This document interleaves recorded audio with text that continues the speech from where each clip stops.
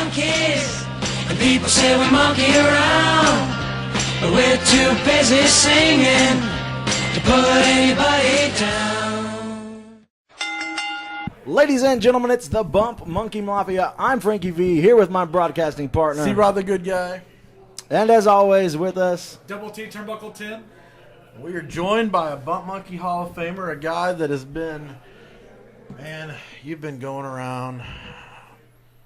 Oakland Fan's been going for what? Oakland Fan's been going since 2003, we think. We don't actually remember for sure. But I've been traveling Oklahoma since 2006. I confined myself mostly up to the Tulsa area for the first 5 or so years that I was involved with wrestling. And then starting in 2006, I started coming down here and then just going to as many places as I could. Well, the mainstay, CM Burnham, a guy that is the resource of everything you would ever want to know and could ever know about not just Oklahoma independent wrestling, but in general, wrestling in general. How much wrestling do you watch a week?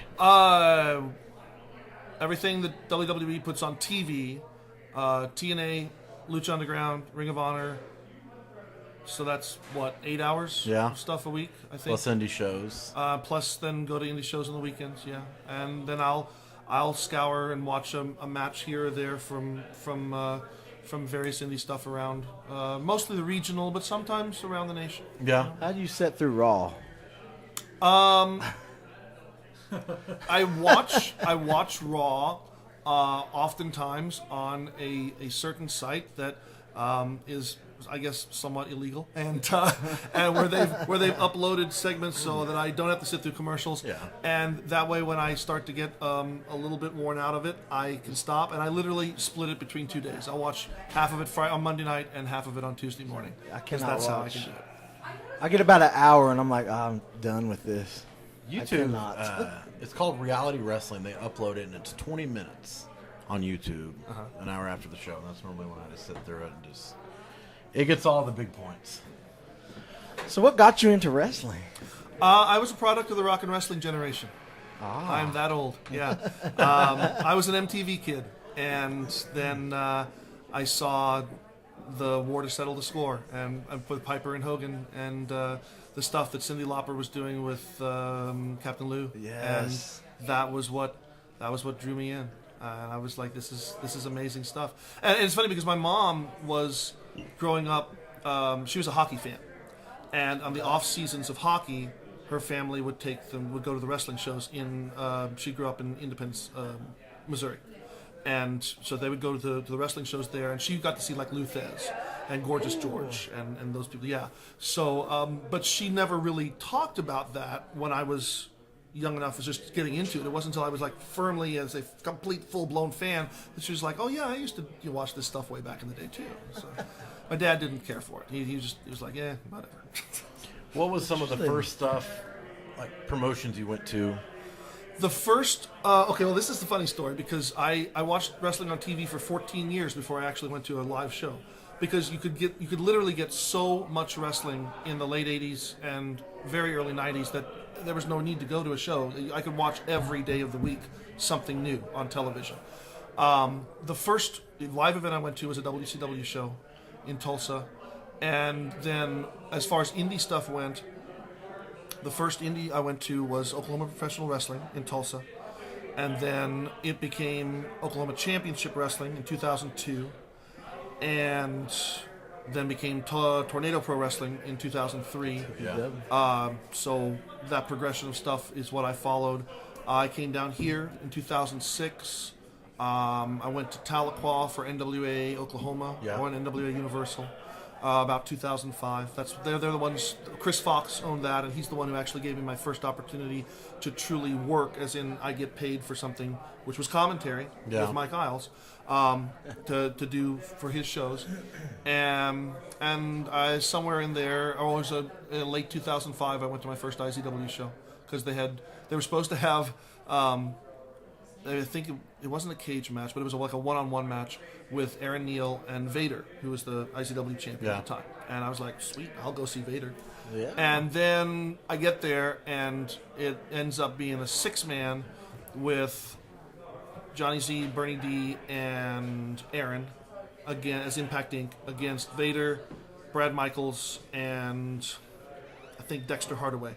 And like that's where I met John and introduced myself, explained who I was and all that stuff, and explained why I was down there. And he said, "Oh, I hope you didn't think we like baited and switched you." I'm like, "No, I was happy to see Vader in a 6-man just as much as I, one-on-one. Just like to see Vader. Just see him, yeah. Right. I remember the first time I think I saw Vader was, remember when Mid-South was at City Nights? Yeah. 59th and was it no, Western? Yeah. He was there, but he was in the very back, just kind of hanging out. I never saw him work, though. I've never seen him work. I know he's done Were some you not here Mid-South. at the show here that he came in and tagged with Drake? We were doing something. I can't remember Okay. what. I don't think I know we were weren't here coming for that. around no. yet. Yeah. So what prompted Oklafan? Like, what? Oh, man. Okay. Well, the first misconception that I want to clear up, and for everybody who's listening to this, please spread this around. I did not start Oklafan. It is not me. It's a guy named Steve Fulton who works in the business, but I won't give his work name because he prefers to keep his personal and his work stuff very, very separated. And Fulton was introduced to wrestling because he got free tickets to an OCW show at a Roddy Piper book signing, and then Brent Albright's wife introduced me and Steve because she knew that I knew about wrestling, and she knew he wanted to build a website but didn't know anything about local wrestling, so she put us together and said, "You guys need to work together on this stuff." So Steve actually built the first version of Oklafan, which literally was just a calendar of events, and I think maybe some title histories. And then I came in and kind of fleshed some of that title history stuff out for local feds. Yeah. And then a guy named Dick Hutton died. And Dick was a former NWA world champion who lived in West Tulsa and had gone to Webster High School in West Tulsa. And I was, in my mind, he was the first guy that I knew, besides like Goldberg, or who was from Tulsa and had been a big deal in wrestling at some point way back. This is like 1959 when he held the title. And I wanted him to get some sort of recognition on this. Here's a thing for Oklahoma wrestling, and we need to give some sort of recognition for this guy. So I wrote up a quick little obit, if you will, for him, and said, "Can you post this on here?" And Steve was like, "Yeah." And I thought, we should do this more often. So Steve eventually built the third version of Oklafan, which is the one that most people saw first, and that was when they had a place for regular contribution of stories. And that was when we brought Mike Isles in and really began to flesh out the card results. That was when we first had card results on stuff. Okay. And that took a lot of work to get those card results.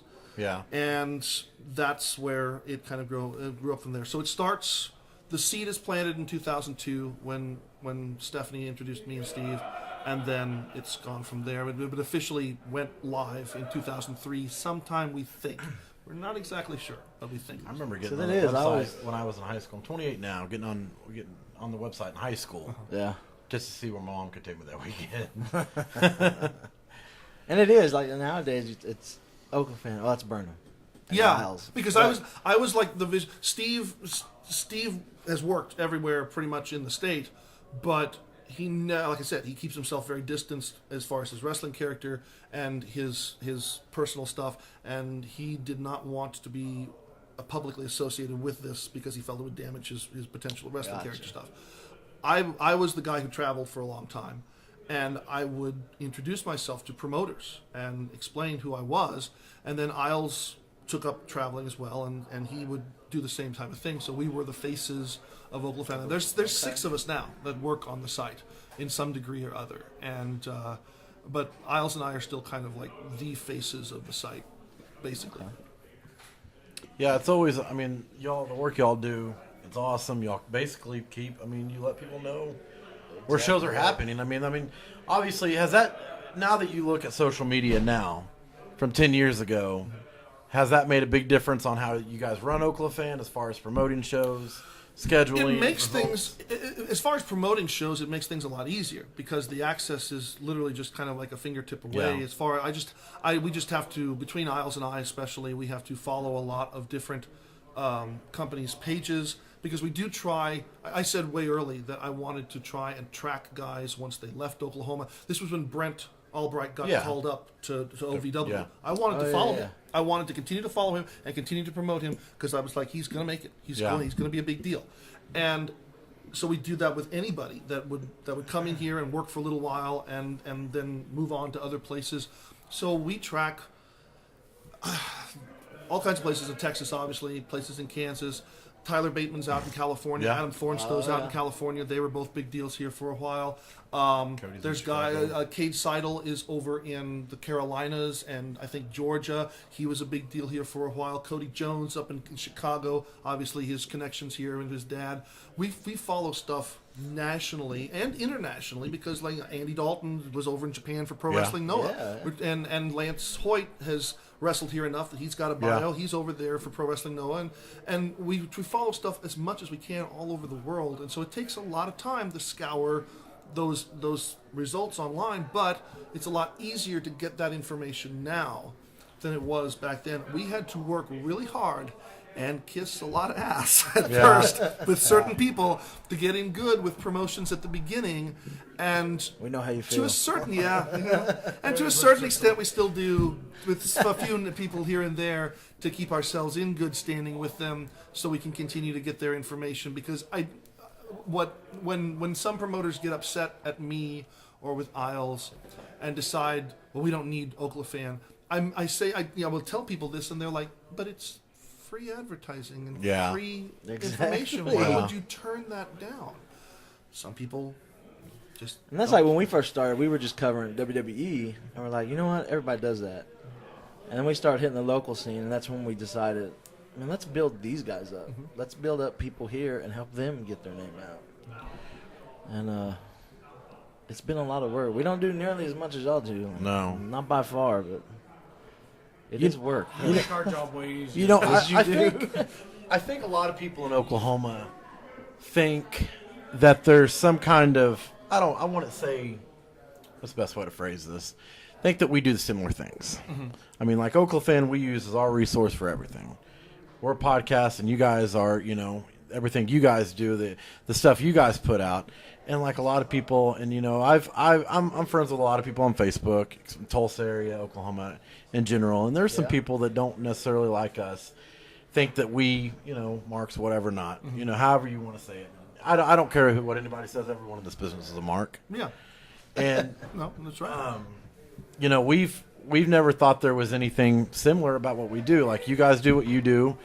I've said before, you were a big reason when we started this way. Like we looked at what you did, and he actually has a funny story about you at a show that he worked. Was the tell the story. I was telling him beforehand, like it was my first match, and I was more nervous at what you were writing in your notebook than the actual match. I was like, am I getting graded on this? What is going on?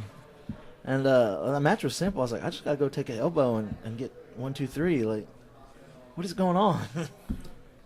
And so I just remember like going to shows and seeing you there with your pen and your pad, getting on Oklafan or reading what you guys put out. And there's always a curiosity, like what does that dude do? Yeah, I mean, why is he? I see him everywhere, every show.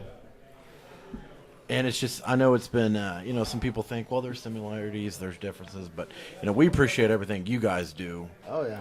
To give us schedule results, anything you could want, and just.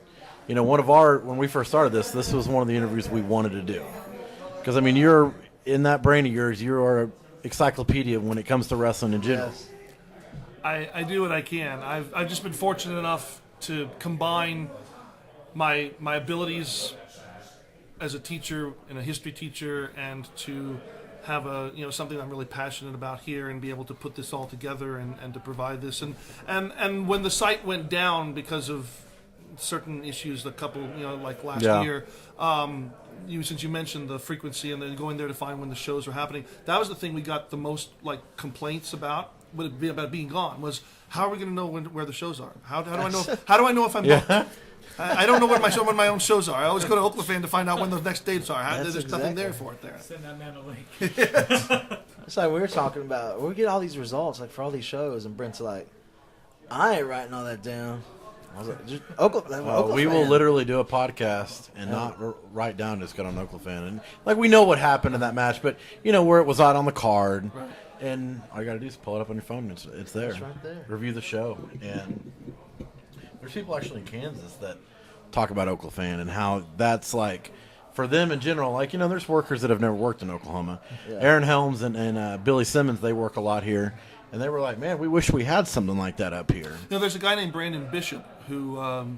Bishop's at Colorado now? He's in Colorado now. But he started running Asylum Championship Wrestling in Lawton, and then moved down to Wichita Falls for quite a long time, and then took it up to Colorado. And Marty Martinez, who's here for Lucha, he was one of Bishop's Colorado guys. Bishop would say to me that he would tell everybody he knew about me, and said, I wish there was a guy like Burnham in every state who would cover every state's worth of stuff, because everybody in local professional wrestling needs somebody who can do this type of stuff. That would be wonderful. Yeah, but it was so, it would be, for Oklahoma, as much as we complain, because, I mean, honestly, my opinion has always been that I think Oklahoma needs a grand total of 5 federations at the most. Yeah. For the amount of talent that we have, you could have 5 federations and you could get enough diversity of talent that you wouldn't feel like you're seeing the same guys in multiple different places. That's fine for us.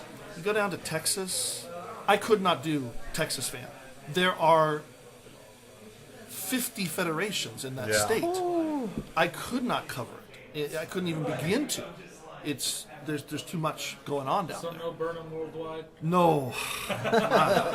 The scoop and the stuff we do just for Oklahoma connected people around there, that's as close to a worldwide scenario as we're going to get. That's enough, man. Yeah. Texas in general is just super hot right now. I mean, even with 50 promotions, I mean, they've got a lot of good stuff going on there. Yeah. Where do you think independent wrestling's at in Oklahoma now compared to what it was 10 years ago? I think there's way more promotions, which is a good and bad thing. It's a good play. It's good for guys who want to get started in and have an opportunity to find a footing in here and to get their name out. But it dilutes the product to a pretty decent extent. And you've got some places that I just kind of scratch my head and I'm like, why are you even bothering to do what you do? I don't understand. But there's almost a cycle of wrestling existence in Oklahoma where for a while everybody will get along and there'll be some cooperation, and then something happens, like, I don't know, a computer cord gets stolen or something, and then everybody is like, oh no, everybody else sucks. It's just us. We're all about us now. And literally, like, I've seen this go through so many times in Oklahoma. Right now, we seem to pretty much be at the peak of it, where people are, if not cooperating, at least willing to let people be themselves and let them every day worry about themselves. The only problem that I think you have right now, problem area that you have right now, is Tulsa, because there are 3 feds that base out of Tulsa or the Tulsa area, and potentially a 4th one starting later this year, and that's really crowded. And that's going to affect everybody for business purposes and everything. That's too much. So I'm a little fearful for my home area. But and that's kind of sometimes around here we think, we're like, man, there can only be so much. Like, I don't want to see you. It's here, you're here, you're here. Yeah. Like, it don't make sense sometimes. Bostic when we were talking to him, we had an interview with him a couple months ago. And, he wasn't necessarily putting people down, but he's like, when you have 3 promotions all within a 30-mile radius of each other, and you have all these people wanting to work for all 3, why the hell not just work together? Right. And I know the ego in the business obviously hurts, but, and what Bostic's done has been great. Because, he's got guys that don't work anywhere else. And, that's good and bad. I can see that, though. Here in Oklahoma City, you have a promotion that just basically moved out of a venue that was the best venue in the state. And they were running a piss poor product at the end. Hate to say it, but you have just had promotions that shouldn't be running, and they're running. So, but I don't know. So when you look back on going to all these independent shows in Oklahoma, what is the best match you've ever seen? Oh man, best top 3. God, okay. Off the top of my head, in 2000, There was a match between Rocco Valentino and Bull Schmidt, which was the first time I ever saw a guy get put through a table live, and the crowd exploded for that. And that match as a whole, the story that it told with Bull winning the Oklahoma title from Rocco was a tremendous story unto itself. That match was outstanding. Got to put it over the Triple Threat Ladies ladder match at Compound this year. Those girls, they proved that the women that came out of that training class at Compound are the best women in the state, the best women the state has had in at least 15 years, if not ever. I mean, just speaking from my existence around here, because I've seen there's really only been about 3 generations of women wrestlers here in Oklahoma, and this group that we've got now with Skylar and Callista and Phoebe, and those girls are so tough and so talented. Skylar amazing. Gets better every time we see her. She is so good. And she's got such a unique, I mean, I don't want to say necessarily a unique look, but a unique presentation to herself. People look at her and they're like, you're a badass. You are you are going to kick my ass. I met her in the hall here, and she's like, "Hey, how you doing?" I was like, "Oh, I'm fine. I don't. Please don't hurt me." So those were good matches. Let's see.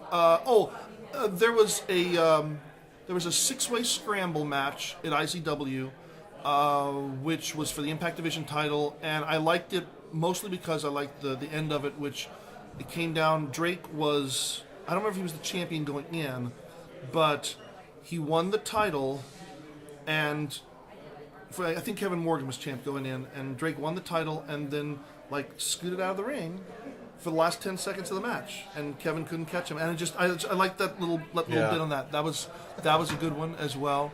I mean, it's weird. Just so much stuff kind of flows together over some time here that it's hard for me to say. Oh, Rocco Valentino and Brent Albright in 2007 was tremendous. That was Rocco's first retirement match. John O'Malley and Brad Michaels in Oklahoma City in 2007 was a bloody chain match, and it was absolutely one of the most amazing matches I've ever seen. That was a tremendous match as well. There's a bunch of them. I try, for our year-end awards, I try really hard to pick matches that I personally have seen. Yeah.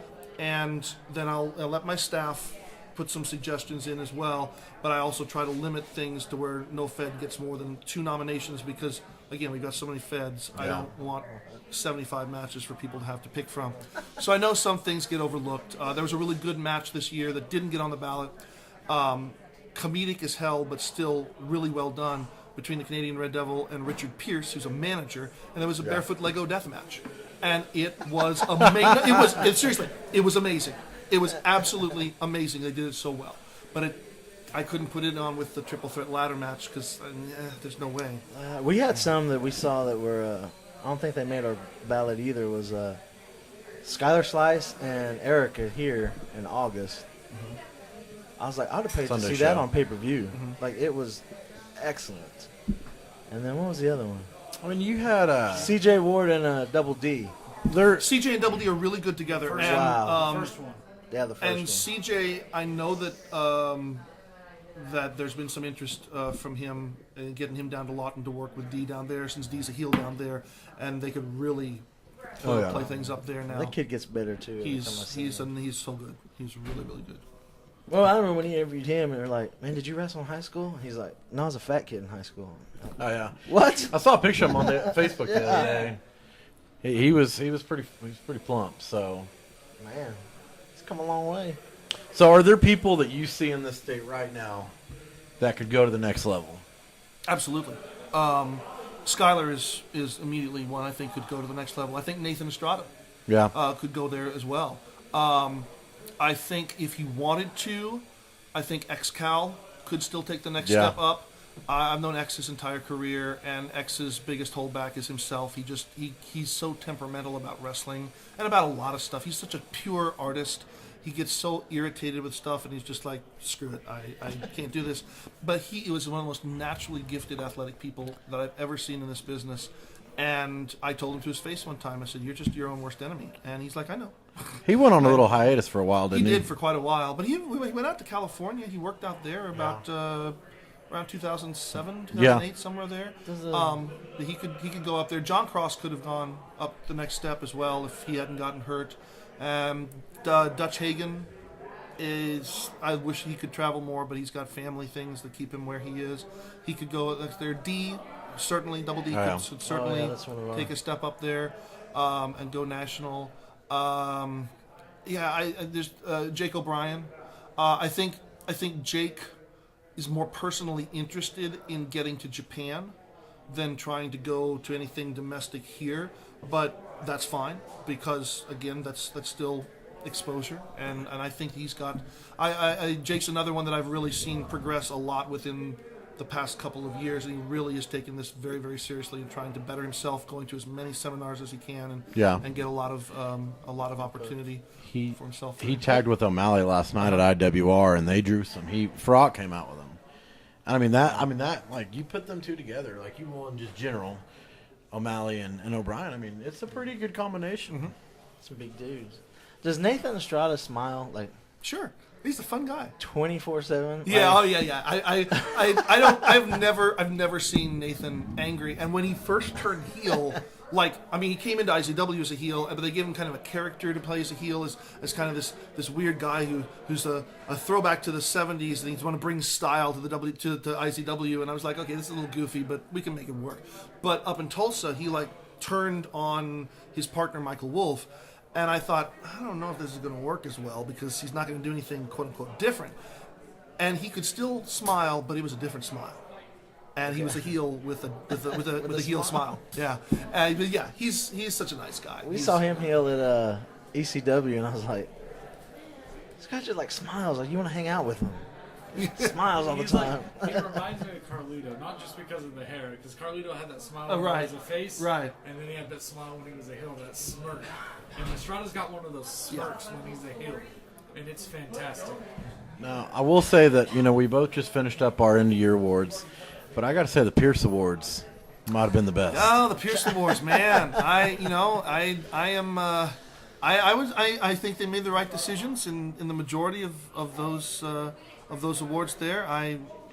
I look forward to maybe potentially earning a nomination for something next year on the Pierce Awards. I don't know. He's a little temperamental about some of those things, but hopefully maybe I can try to bribe him with some jelly. Some BCW belly to belly jelly. Yes, sir. So we're sitting here preparing for Lucha Americana. Here at Plaza de Mayor. Plaza de Mayor. And what are your thoughts on this event coming in? I think this is very interesting. We tried something sort of similar to this back in 2003. TPW was originally started as we ran at a Mexican shopping center up in Tulsa, and it was an attempt to draw a lucha crowd, and it never really worked as well as we wanted it to. So I'm hopeful, and especially based on what I've seen so far here today with a lot of the walk-up interest and what I know has been generated in ticket sales, I think this will be a successful show. It'll be good to see some talent here that I haven't seen for quite a while. Yeah. I haven't seen Andy Dalton for a little while, or Gregory James. I'm looking forward to seeing those guys and how they perform here in Oklahoma City and how they're received here. I saw Blue Demon Jr. one time in Bixby back in 2008 or 2009, something there. I think it was before he won the NWA World Title. He worked a show up there for Chris Fox, and so it'd be cool to see him again. This will be my first time to actually see Charlie Haas at the indie level live. Yeah. And that'll be exciting. cool. I heard George was telling us, he said, have you ever seen Haas Hill? I was like, just on TV. And he's like, oh. He's like, you got to see it in person. He said, it's an amazing thing. Did you happen to see the Donald Trump holding a Charlie Haas picture? Yes, I saw that. Turnbuckle Tim actually made that. That is Charlie Haas's profile picture. I did my posting on my CM Burnham Facebook page today. I did mine. based sort of just with that image in my mind, and really putting over that I'm an American and I support America, and I'm here to see the Americans win USA. because Oklahoma City CM Burnham is kind of a little bit hated here, just a tad bit. So why not go ahead? Oh, you cut that promo and you're like, I'm a Hall of Famer. Everybody looks at us. And I'm like, well, don't look at me. I was like, I didn't vote. I think the best one is that you got on Facebook afterwards and you were like, I build him up, then I shit all over him. It's like, that's great. Well, man, we appreciate having you on. Definitely was excited for this one as we get ready. And we'll have to do this again when we can hear some more stories. I would love to be able to sit down and tell, because even though I haven't been around as long as some of the guys that are still around here or maybe traveled outside of Oklahoma as much as the guys around here, I feel like there's a lot of stories that I could certainly share and would love to be able to, for a lot of the fans to be able to hear, because this business is a strange business. And, and some of the things that you end up doing in hotel rooms is a little bit Uh-oh. Better cut it off right there. No incriminating evidence, right? Yeah. Oh, man. So, man, we enjoyed having you. We're planning on getting to Tulsa pretty soon. Check out Compound. And check out oklafan.com. That's where we get all our info. And we will see you on the flip side, I guess. Woo!